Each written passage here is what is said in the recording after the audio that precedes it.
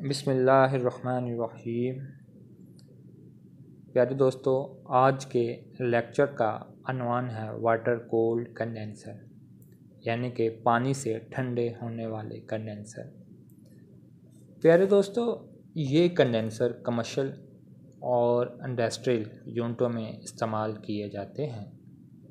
इनको ठंडा करने के लिए पानी इस्तेमाल किया जाता है। बनावट के लिहाज से ये 3 इकसाम के होते हैं। Number 1, double tube type condenser. इनको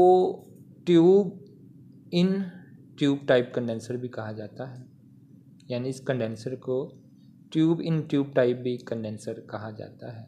ये कंडेंसर मुख्तलिफ कुतर वाली कॉपर की 2 ट्यूबों पर मुश्तमिल होता है। एक ट्यूब को दूसरी ट्यूब के अंदर लगाया होता है। अंदरूनी ट्यूब में से पानी और जबकि बैरूनी ट्यूब जो में से रेफ्रिजरेंट गुजरती है, लेकिन इन दोनों के बहाव का रुख एक दूसरे के मुखालिफ होता है।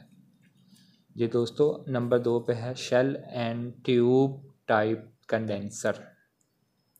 इसमें स्टील का बना हुआ एक शेल होता है, जिसके अंदर काफ़ी तादाद में कॉपर की ट्यूबें एक सिरे से दूसरे सिरे तक लगाई गई होती हैं।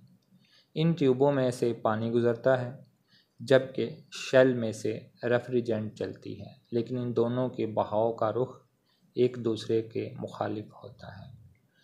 नंबर 3 पे है shell and coil type condenser.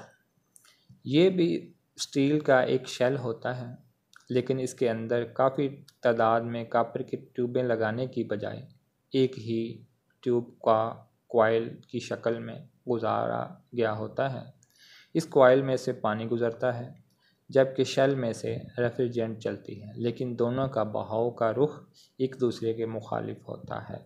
जी प्यारे दोस्तों, आज के लेक्चर का आपको काफ़ी इल्म हो गया होगा।